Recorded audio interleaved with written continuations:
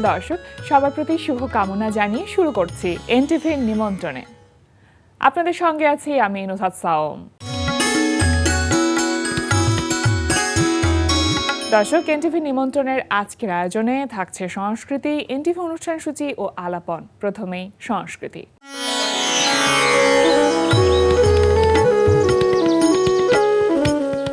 9/4 block D লালমাটিয়ার কলাকেন্দ্রে অনুষ্ঠিত হচ্ছে মোহাম্মদ কিবরিয়ার অপ্রদর্শিত ও স্বনির্বাচিত 84টি শিল্পকর্ম নিয়ে প্রদর্শনী মোহাম্মদ কিবরিয়া। প্রতিদিন বেলা 11টা থেকে রাত 8টা এই সময়ে প্রদর্শনী চলবে 26 জানুয়ারি পর্যন্ত। গুলশান 1-এর রেডিয়াস আর্ট গ্যালারিতে অনুষ্ঠিত হচ্ছে শিল্পী প্রশান্ত কর্মকার বুদ্ধর 40তম একক চিত্রকলা প্রদর্শনী পিস। প্রদর্শনী চলবে 15 জানুয়ারি পর্যন্ত। এবার এনটিভি অনুষ্ঠান সূচি। এবার জানিয়ে দিচ্ছি এনটিভির আজ রাতের বিশেষ বিশেষ অনুষ্ঠানগুলির সময়সূচি। সন্ধ্যা 6:15 থাকছে সমসাময়িক বিষয় নিয়ে অনুষ্ঠান সংলাপ প্রতিদিন।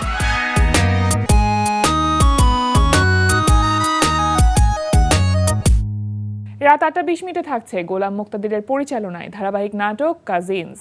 ও আসলে সবকিছু থেকে পালিয়ে যাচ্ছে। ও এই দেশ, আমি, আমাদের সবকিছু থেকে পালিয়ে যাচ্ছে। ও আমাকে বিয়ে করবে না। এতদিন সব মিথ্যা ছিল। মহিলাদের পাওয়ার থাকে হচ্ছে চাবির গোছায় আর রান্নাঘরে। তোদের বাড়ির যে ফিনান্সিয়াল কন্ডিশন খুব একটা তো ভালো মনে হচ্ছে না। এই রান্নাঘরে হচ্ছে পাওয়ারের উৎস। ওখানে আঘাত করতে পারলেই আর পাওয়ার থাকবে না। রাত 11:30 সরাসরি সম্প্রচার হবে মোহাম্মদ নুরুজ্জামানের প্রযোজনায় সঙ্গীতানুষ্ঠান মিউজিক নাইট। এই ছিল এনটিভির আজ রাতের বিশেষ বিশেষ অনুষ্ঠানগুলির সময়সূচি। এবার আলাপন। প্রিয় দর্শক, আমাদের আলাপনের আজকের অতিথি নৃত্যশিল্পী ও নৃত্য পরিচালক ফারহানা খান তান্না। শুভ সকাল। শুভ সকাল। কেমন আছেন আপু?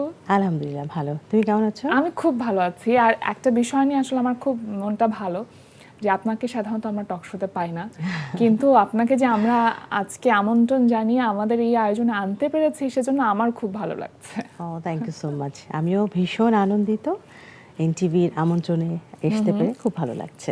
নাচের সাথে বহু বছর আপু, অনেকগুলো দিন হয়ে গেল। আনুমানিক কত বছর হবে? আমি আসলে 5 বছর বয়স থেকে নাচ করছি। তো ওই হিসেবে যদি তুমি ধরতে চাও তাহলে 45 ইয়ার্স। অনেকগুলো দিন। আচ্ছা, এই যে এতগুলো বছর শুধুই আপনি নাচের সাথে কাটালেন, মানে আপনি অ্যাক্টিং এর জন্য অনেক অফার পেয়েছেন, আপনি অনেক বড় বড় নির্মাতার চলচ্চিত্র ফিরিয়ে দিয়েছেন, আপনি বিজ্ঞাপনের কাজ করেননি, শুধুই নাচ নিয়ে থেকেছেন। এখন এসে কখনো না কখনো মনের ভিতর একটু কি আফসোস হয় যে কাজগুলো করলেও পারতাম? একেবারেই না, একদমই মনে হয় না। কারণ আমি ছোটবেলা থেকে আসলে নাচটাই প্যাশন ছিল বলতে পারো। কারণ আমার ফ্যামিলিতে তো সবাই, মানে বেশিরভাগই আমার মামা আমির হোসেন বাবু, আমার মা সেলিনা হক, আমার খালা ডলি ইকবাল, প্রত্যেকেই বেশ তাদের সময়কার বেশ ভালো নামকরা নৃত্যশিল্পী। তো ছোটবেলা থেকে যেহেতু নাচে পরিবেশটা নাচের ছিল, নাচ দেখতে দেখতে বড় হয়েছি, তো নাচের প্রতি ঝোঁকটা ছিল।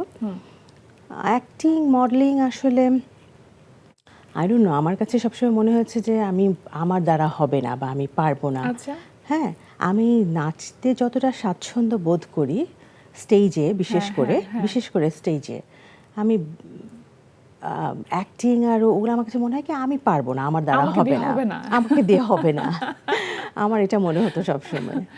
আচ্ছা, এই যে ছোটবেলা থেকে একটা সাংস্কৃতিক পরিমণ্ডলে বড় হওয়া এবং বৈবাহিক জীবনের পরে আমরা জানি যে আমাদের খুবই পছন্দের অমায়িক একজন মানুষ আগুন ভাই, সঙ্গীত শিল্পী যিনি আছেন, তিনি আপনার হাজব্যান্ড। তো সেই জায়গা থেকে বিয়ের পরেও তো আসলে ওই সাংস্কৃতিক পরিবেশটাই আপনি পেয়েছেন। আমার কাছে মনে হয় কোনো না কোনো একটা জায়গা থেকে আপনি ভীষণ রকম লাকি। অবশ্যই। তো সেই জায়গা থেকেই কি আসলে নাচটা কন্টিনিউ করাটা ইজিয়ার হয়েছে কিনা আপনার জন্য? ডেফিনেটলি এটা, কারণ আমি নাচটাকে কিন্তু প্রফেশনালি নেইনি কখনো।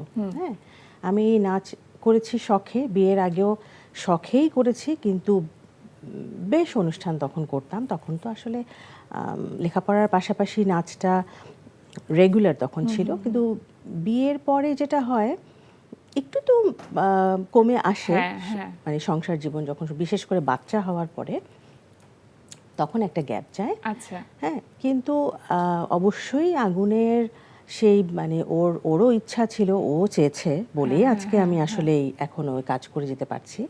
ও যদি ওর মানে Support-টা সাপোর্টটা যদি না না থাকতো। থাকতো তাহলে তো অবশ্যই ডিফিকাল্ট হতো। এখন আপু কি কাজ করা হচ্ছে, মানে আমরা তো জানি যে আপনি নৃত্যশিল্পী এবং একই সাথে নৃত্য পরিচালক, সুতরাং আপনার যে পরিমণ্ডল সেই পরিমণ্ডলে আপনি কিভাবে কাজ করছেন? আমি নিজে পারফরমেন্স খুব কম করি এখন। তুমি বলতে পারো আমি আসলে অনুষ্ঠান আসলে তখন আমাদের একটা গ্রুপ আছে। আমি যেমন এখন করছি তোমার কবিরুল ইসলাম রতন, হ্যাঁ। রতন ভাইয়ের সাথে সাদিয়া ইসলাম মৌ, আমি, রতন ভাই, শাওন। রতন ভাইয়ের একটা স্কুল আছে নৃত্যালোক। নৃত্যালোক, হ্যাঁ, সাংস্কৃতিক কেন্দ্র। ওর সাথে আমরা একসাথে কাজ করছি। তো যত আচ্ছা। অনুষ্ঠান আসে ওর ওই প্রোডাকশনে এই কাজগুলো হয় আর কি। আচ্ছা, আপু নিজের একটা স্কুল করবার চিন্তা বা ইচ্ছাটা তো সবারই থাকে, এবং করোনার সময় আপনি সেটা শুরুও করেছিলেন মনে হয়, করোনার আগ দিয়ে। তো সেটা বন্ধ হয়ে যাবার পর আবার নতুন করে শুরু করবার চিন্তাটা করছেন না? আর না, আই ডোন্ট নো, আমি জানি না, আমার না সেই ইচ্ছাটা হচ্ছে না যে একটা আচ্ছা। স্কুল করব বা হ্যাঁ, ভেতর কিছু। থেকে একটা যে তাগিদ অনুভব করা। ইচ্ছাটা হচ্ছে না। সেটার কারণটা আমি আসলে বলতে পারছি না। আর আমি না একটু অলস টাইপের মানুষ, একটু আরাম প্রিয়। একটু উদাসীন কাজের ব্যাপারে। একটু আরাম প্রিয় মানুষ। আমার মনে হয় আমি অনুষ্ঠান আসবে, আমি যখন আসবে অনুষ্ঠান তখন হ্যাঁ। আমি সুন্দরভাবে একটা অনুষ্ঠান কমপ্লিট করে দিব। কিন্তু শেখানোর ব্যাপারটা কিন্তু ভীষণ একটা দায়িত্বের ব্যাপার। হ্যাঁ, হ্যাঁ। ভীষণ বিশাল একটা দায়িত্ব, হ্যাঁ, তাই না? একটা, সেটা তুমি স্কুল বলো মানে অবশ্যই, লেখাপড়ার অবশ্যই, ব্যাপার বলো, হ্যাঁ। কি নৃত্য বলো, গান বলো, যেটাই বলো। সবকিছু। হ্যাঁ, এটা ভীষণ বড় একটা দায়িত্ব। কিন্তু একটা দায়বদ্ধতার জায়গা তো আপু থেকে যায়, যে আপনার নৃত্যশিল্পী হিসেবে এতগুলো বছর যে পথ চলা, আপনার যে অভিজ্ঞতা, সেটা পরের জেনারেশনের কাছে রেখে যাওয়া, একটা দায়বদ্ধতা কাজ করে না? মাঝে মাঝে খুব ইচ্ছা হয়, যেমন আমি আর মৌ আমরা খুব চিন্তা করি যে স্কুল দিবি, কি দিব বলতো। আমাদের তখন কারণ কি দেখি যে সব জায়গায় প্রত্যেকের যার যার একটা স্কুল আছে, হ্যাঁ, প্রতিষ্ঠান হ্যাঁ, আছে, হ্যাঁ। আমাদের দুজনেরই কিন্তু নাই। তো মাঝে মাঝে মনে হয় যে দিয়ে ফেলি চল।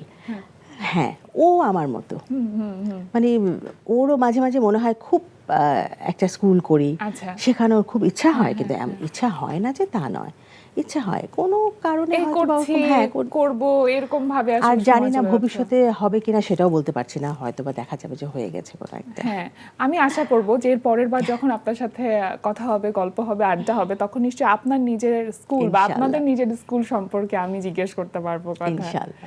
আপু সেই 5 বছর বয়সের কথা বলছিলেন, অনেক ছোটবেলায়, এবং আপনি অনেক দিক থেকে লাকি। সৌভাগ্যবতী হওয়ার আরও একটি বিষয় হচ্ছে আপনি শ্রদ্ধেয় নৃত্যশিল্পী রাহিজা খানম ঝুনুর কাছে নৃত্যে তালিম নিতে পেরেছেন। সেই গল্পটা একটু জানতে চাই। ভীষণ বড় ব্যাপার এটা। আর সবচেয়ে মজার ব্যাপার কি জানো, আমাদের নৃত্য গুরুমাতা রাহিজা খানম ঝুনু, ওনার কাছে আমার মামা আমির হোসেন বাবু, আমার মা সেলিনা হক, আমার খালা টলি, ওনারা প্রত্যেকেই কিন্তু তার স্টুডেন্ট, বাহ। এবং আমিও জেনারেশন বাই জেনারেশন ওয়াইজ। আমি নিজেকে মানে ভাগ্যবতী বলবো এই কারণে, কারণ আমরা যখন নাচ শুরু করি তখন কিন্তু ঝুনু আন্টি আর নাচেন না, আচ্ছা। ছেড়ে দিয়েছেন, তখন আর নাচেন না, উনি ডিরেকশনে চলে গেছিলেন। কিন্তু আমার সৌভাগ্য হয়েছে তার নাচ দেখার এবং তার সাথে একই মঞ্চে নাচ করবার। বাহ। হ্যাঁ, মানে একই স্টেজে আপনারা শেয়ার করেছি। মানে এটা আমার জন্য একটা বিশাল বড় ব্যাপার, বিশাল ব্যাপার। বকা খেয়েছেন কখনো নাচের জন্য? নাচের জন্য বকা না, আমি আসলে একটু চুপচাপ শান্তশিষ্ট ছিলাম বলে বকা খুব কম খেয়েছি। মার কাছে খুব বকা খেতাম। আচ্ছা। হ্যাঁ, আর একটু আম্মু খুব আমাকে নিয়ে ওয়ারিড থাকতো যে আমাকে খুব দুর্বল মনে করতো, যে আমি পারবো না বা এরকম ভাবতো আম্মু, আই ডোন্ট নো ওয়াই। হ্যাঁ, কিন্তু আম্মুর কাছে বকা খেতাম, কিন্তু আমি ঝুনু আন্টির কাছে কখনো বকা খাইনি, আমাকে ভীষণ আদর করতেন। আচ্ছা। আর আমার গুরু তো ঝুনু আন্টি, আমার গুরু রতন ভাইও আমার গুরু। আমি কিন্তু শিখেছি অনেকের কাছেই, যাদের সাথেই নাচ করেছি, আমি বলবো যাদের সাথেই করেছি তাদের থেকেই তো একটু একটু করে অনেক কিছু শিখেছি। অবশ্যই। আমি শামীমা রানিপা, শিবলি মোহাম্মদ, হ্যাঁ, সোহেল রহমান, রতন ভাইয়ের কথা তো বললামই, আমার হাতে খড়ি তো আমার মা ছোটবেলায়, আমার খালা, সবার কাছ থেকে, যাদের সাথে কাজ করেছি প্রত্যেকের কাছ থেকে একটু একটু করে শিখেছি। আর আমার যেটা স্কুল, যেটা বাফায় বুলবুল একাডেমি থেকে আমি পাশ করেছি, সেখানে তো ঝুনু আন্টি এবং কার্তিক সিনহা বলে উনি স্যার ছিলেন, ওনার কাছে মেইন শিক্ষাটা।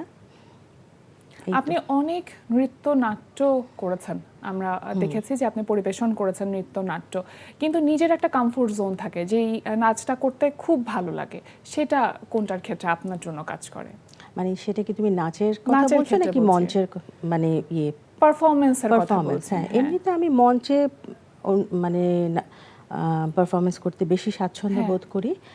আর ডান্স ড্রামার ব্যাপারটা কিন্তু ডিফারেন্ট। ওখানে না একটা আমার অবশ্যই ডান্স ড্রামা করতে বেশি ভালো লাগে, কারণ ওখানে তুমি অনেক কিছু করতে পারছো। তোমার তোমার যে মানে আমি কি বলবো,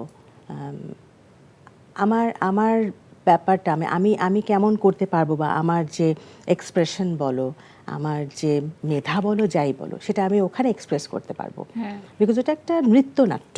হ্যাঁ। ওখানে অভিনয়েরও ব্যাপার আছে ভীষণ। 52 ভাষা আন্দোলন নিয়ে একটি নৃত্যনাট্য হচ্ছিল উত্তরণের দেশে, এবং সেখানে আপনি পারফর্ম তুমি করেছেন। জানো সেটা? আমি একটু জানতে চাইবো এর পেছনের গল্পটা। পেছনের গল্প আসলে তখন আমি অনেক ছোট ছিলাম, যখন আমি প্রথম করি বুলবুল একাডেমিতে। আমরা আসলে হাতে গোনা কয়েকজন ছিলাম যারা ওই সময় মানে নায়িকা হওয়ার সুযোগ পেয়েছিলাম। আচ্ছা। হ্যাঁ, তো আমার বয়স তখন অনেক কম ছিল। এটা এটা প্রবাবলি 91। তখন আমার বয়স কত হবে, 14-15 বছর হবে। ওই সময় আমি একটা নায়িকা, ওই সময় তো না বুঝেই করে ফেলেছি। আচ্ছা। ওই সময় কিন্তু না বুঝেই করে ফেলেছি। হ্যাঁ, তখন এত বয়স কম, তখন মানে হিরোইন নায়িকা হয়েছে নৃত্যনাট্যের, ওটাতে ওই খুশিতেই মনে করো মানে কিভাবে সাজবো। হ্যাঁ হ্যাঁ, ওই মানে প্রথমেই সাজগোজের কথা চিন্তা করছিলাম, কি কাপড় পরবো। হ্যাঁ, তো তারপরেও কিভাবে আমরা ওই সময় প্রথম এই যে মৌ, সাদিয়া ইসলাম মৌ, আমি, তারপরে পারসা শহীদ আমার একটা বন্ধু, ওরা তারপর আরও আমরা বেশ অনেকে প্রথম নায়িকা হয়েছি। তখন অনেকগুলো ডান্স ড্রামা হয়েছিল। ওটা ছিল আমার প্রথম। আচ্ছা, উত্তরণের দেশে। উত্তরণের দেশে। তারপরে যখন আবার আরেকটু বড় হয়ে আরেকটু মানে যখন বুঝলাম যে আসলে এখানে কোথায় কোন এক্সপ্রেশন বা কোথায় কিভাবে আমাকে মানে পরিবেশন করতে হবে, কতটুকু, হ্যাঁ মানে পরিমিতি বোধের যে ব্যাপারটা, সেটা আরেকটু যখন আরেকটু ম্যাচিওর হলো, তখন আমি তখন বুঝতে পারলাম যে আচ্ছা এইটা হচ্ছে আমার মেইন। এবার তখন আমার মনে হয়েছে যে আমি কাজটা করতে হবে। হ্যাঁ, মা কি চেয়েছিলেন যে আপনি প্রফেশনালি নাচটাকে বেছে নেন, এরকম কিছু? আমার নাচের জগতে আসার পেছনে আমার কারণই হচ্ছে আমার নানু। আচ্ছা। আমার নানু দাদুর বেশি শখ ছিল, বিশেষ করে আমার নানুই আমাকে বুলবুল একাডেমিতে এনে ভর্তি করিয়েছিল। আর আম্মু তো আসলে আমি বড় হয়ে যাওয়ার পরে যখন আমি রেগুলার নাচ করা শুরু করলাম, অনুষ্ঠান, তখন আম্মু করলো, মানে তখন আম্মু বললো যে আসতো আমার সাথে। আম্মু খুব কম যেত আমার সাথে, আমার নানুই আমার সাথে থাকতো। শখটা বেশি বিশেষ করে আমার নানুরই ছিল। দেশের বাইরে যখন পারফর্ম করতে যেতেন, নাচ নিয়ে দেশকে রিপ্রেজেন্ট করা, সেটা একটা অন্যরকম অনুভূতি, ওটার ফিলিংসটা একেবারে আলাদা। তখন সাথে কে যেত, মা নাকি নানু? না, কেউ যেত না। ওটা তো আমি বেশিরভাগই গভর্নমেন্ট ট্যুর করেছি, রাষ্ট্রীয়ভাবে গেছি। তো সরকারিভাবে যে ট্যুরগুলো আমাদের হতো, সেখানে তো কোনো গার্জিয়ান নট অ্যালাউড। আর ওখানে এত মানে সিকিউর ছিল, আমরা যেভাবে যেতাম, আমরা যেভাবে নিয়ে যেতেন এবং নিয়ে আসতো, ওখানে নিরাপত্তা নিয়ে এত টেনশন ছিল না, কোনো টেনশনই ছিল না, কোনো টেনশনই ছিল না। সেখানে সবচেয়ে বড় কথা, বিদেশে গিয়ে বিদেশের মাটিতে যখন তোমার নিজের দেশের, বিশেষ করে যখন জাতীয় সঙ্গীত বাজতো না, মানে আমি তোমাকে বলতে পারবো না। ও মাই গড, আমি তো তখনও আমার চোখ দিয়ে পানি আসতো। আপনার কথা শুনে আমার চোখ দিয়ে পানি আসছে। আচ্ছা আপু, প্রথম নাচ মানে ডান্স পারফরমেন্স করেছেন এবং প্রথম সম্মানই পেয়েছেন, সেটা কবে, কোথায়? সেটা হচ্ছে তোমার 87। প্রথম সম্মানই পেয়েছি আমি যে বিটিভিতে একটা নৃত্যের তালে তালে প্রথম, হ্যাঁ প্রথম করি আমি। তখন মনে হয় প্রবাবলি ক্লাস 5-এ পড়ি। আচ্ছা। তখন কত টাকা ওটা পেয়েছিলেন? টাকা ছিল মনে হয় 500 টাকা এরকমই। সেই সময় 500 টাকা হ্যাঁ, অনেক। অনেক 500 টাকা, এবং তখনই প্রথম আম্মু আমাকে উত্তরা ব্যাংকে অ্যাকাউন্ট খুলে করে দেয়। দিয়েছিল। আচ্ছা, মানে 500 টাকা টাকা জমা হ্যাঁ, কারণ রাখা ওটা তো হয়েছিল না কিছু চেক। কিনেছিলেন? না না, জমা, কারণ ওটা চেক ছিল। হুম। তো চেক যেগুলো পেতাম সেগুলো তো জমাই হতো, তোলা হতো না আসলে আমার ওভাবে। But খরচ করা না হতো না। না, আর তোমার যেগুলো আমি ক্যাশ পেতাম সেগুলো খরচ হতো। হ্যাঁ, হ্যাঁ। একটা অনুষ্ঠান করে ক্যাশ। নাচের সব থেকে সুন্দর যে অনুষঙ্গ আমার কাছে লাগে সেটা হচ্ছে ঝুমুর, পায়ে যেটা পরে। ওটা প্রথম যেটা কিনেছিলেন সেটা কি এখনো আছে কালেকশনে? না, প্রথম যেটা কিনেছিলাম সেটা তো নাই কালেকশনে, তবে প্রথম যে ড্রেসটা বানিয়েছিলাম সেটা আছে এখনো। নাচের যে ড্রেসটা বানিয়েছিলাম এবং প্রথম যে লেহেঙ্গাটা পরেছি সেটা আছে, বাহ! যে শাড়িটা পরেছিলাম Wow! সেটা আছে। সেই জিনিসগুলো, ঘুঙুরটা আসলে সামহাও আমার মনে পড়ছে না, কাউকে দিয়েছিলাম মনে হয়। আর ওটার নিজের নাচ কাছে রাখতে যখন পারিনি। নিজে আপনি নৃত্যশিল্পী এবং সেইটা পরিবেশন করছেন সেটা একরকম, অন্য কারোর জন্য যখন কোরিওগ্রাফ করছেন সেটা আর একরকম। কোনটা বেশি সহজ মনে হয়, কোনটা বেশি কঠিন মনে হয়? যেটা কেউ আমাকে দেখিয়ে দিচ্ছে আমি নাচ করছি সেটা বেশি সহজ মনে হয়। হ্যাঁ। তুমি কোরিওগ্রাফি করতে যাবা ওটা কিন্তু ভীষণ, ওটা খুব তখন মাথা খাটিয়ে কাজ করতে হয়, হ্যাঁ। অনেক দিক অনেক চিন্তা করতে অনেক হয়। দিক চিন্তা করতে হয়। ওটা বেশি টাফ আমার কাছে মনে হয়। একটি বিষয় হচ্ছে আপু, নাচের উপযোগী স্টেজ বা মঞ্চ, লাইট, কস্টিউম, এই সব কিছু মিলিয়ে তো আসলে নাচের পরিবেশনা। তো সেই জায়গাতে কোথাও না কোথাও একটু মনে হয় কি না যে স্টেজ পারফরমেন্স করতে গেলে প্রপার লাইটিংটা আসলে আমি পাচ্ছি না, বা সেই যে স্টেজটা দরকার। হ্যাঁ, এরকম Dance- অনেক হয়েছে। হ্যাঁ। অনেক হয়েছে এরকম, কারণ আমরা নানান জায়গায় অনুষ্ঠান করেছি। হ্যাঁ, কখনো লাইট, প্রপার লাইট হয়নি, প্রপার স্টেজ না, Right. ছোট্ট একটা স্টেজে আমরা 7-8 জন নাচ করেছি, এটাও হয়েছে। তো আসলে সবই আসলে ম্যানেজ করে নিতে নিতে হয়েছে। হয়। হ্যাঁ, ম্যানেজ করে নিতে হয়েছে, হয়ে যায়, হয়ে যায়। নাচটা নিয়ে একটা পরিকল্পনা তো নিশ্চয়ই আছে আপনার, মানে এখন হয়তো ওইভাবে করে আপনি সামনে আসছেন না, কিন্তু একটা তো নিশ্চয়ই অনেক ইচ্ছে থাকে, অনেক বাসনা থাকে, অনেক কিছু থাকে, সেরকম কোনো চিন্তা কি আছে? আমি আসলে এখন এই মুহূর্তে নৃত্যশিল্পী ফাউন্ডেশন বাংলাদেশ নামে একটা আমাদের নাচের শিল্পীদের একটা ফাউন্ডেশন করেছি আমরা। সেখানে আমাদের সভাপতি হচ্ছেন লুবনা মারিয়াম, দীপা খন্দকার আছেন, তারপরে সাদিয়া ইসলাম মৌ আছে, আমি কোষাধ্যক্ষ হিসেবে আছি ওখানে। তা আরও অনেকে আমাদের দেশের অনেক স্বনামধন্য শিল্পীরা আছেন, পাপড়ি আন্টি আছে ওখানে, রতন ভাই তো আছেই, সোহেল রহমান আছে, অনেক গুণী শিল্পীরা ওখানে আছেন। ওখানে আমাদের যে এখন কাজটা আমরা চিন্তা করছি যে নাচের পাশাপাশি সব স্কুলগুলোতে গিয়ে, আচ্ছা। হ্যাঁ, বাচ্চাদের সাথে গ্রুমিং কিভাবে তাদের, নট অনলি ডান্স তো তোমার একটা এক্সারসাইজ, বডি, তোমার ডান্স হচ্ছে তোমার একটা এক্সপ্রেশন প্লাস এক্সারসাইজ তোমাকে ফিট রাখবে। একদম। হ্যাঁ, নট নেসেসারি যে তুমি নাচ শিখেছো বলে তোমাকে সারা জীবন নাচ করে যেতে হবে। হ্যাঁ, নাচটা তোমার ভবিষ্যতের জন্য তুমি, কারণ আমি একটা বয়সের পরে আমি নাচতে পারবো না, পারবো কি? না। পারবো না, কিন্তু আমার নাচের কারণে আমি ওটা কিন্তু বাসায় প্র্যাকটিস করে আমি নিজেকে ফিট রাখতে পারবো। হ্যাঁ, নিজের জন্য করা যেতে নিজের পারে। জন্য করা যেতে পারবে। হ্যাঁ, আমি এই জন্য সবসময় বলি বাচ্চাদের, গার্জিয়ানদের বলবো যে লেখাপড়ার পাশাপাশি শুধু নাচ না, যে কোনো অ্যাক্টিভিটিস, নাচ, গান, Extra curricular আবৃত্তি, হ্যাঁ activities, হ্যাঁ, হ্যাঁ। এটা প্রত্যেকটা বাচ্চার মধ্যে থাকা উচিত। জানো, বাচ্চারা না তখন অনেক মন বড় হবে ওদের। আমার কাছে মনে হয় কি আপু, যে কোনো শিল্প একটা মানুষ, মানে আমি নিজেকে নিজে জানতে পারছি, হ্যাঁ, এই ব্যাপারটা খুব কাজে দেয় যে কোনো রকম শিল্পের সাথে নিজেকে সংযুক্ত রাখাটা। ভীষণ। আসলে- এখন তো বাচ্চারা এমনিতেও সব হ্যাঁ, ডিভাইস ওরিয়েন্টেড একদম, সবাই। হ্যাঁ, আমি মনে করি এখন আরো বেশি করে, তবে হয়েছে, হ্যাঁ। এটা বলবো না যে হচ্ছে না।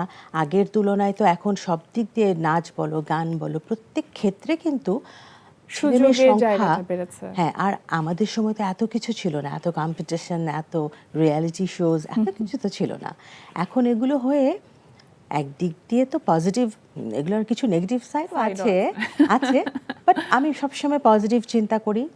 আমি সবসময় আমার দেশটাকেও আমি পজিটিভ চিন্তা করি আমি সবসময় ভাবি যে ইনশাআল্লাহ সব ঠিক হয়ে যাবে, অবশ্যই ইনশাআল্লাহ সব ভালো হবে। হ্যাঁ, আমরা সুস্থ একটা বিনোদন জগতের ভেতরে থাকতে চাই, সুস্থ সংস্কৃতি চর্চা করতে চাই, এবং সবচেয়ে যেটা বড় কথা যে আমাদের শেকড়ের যে সংস্কৃতি সেগুলোকে নিয়ে আমরা থাকতে চাই।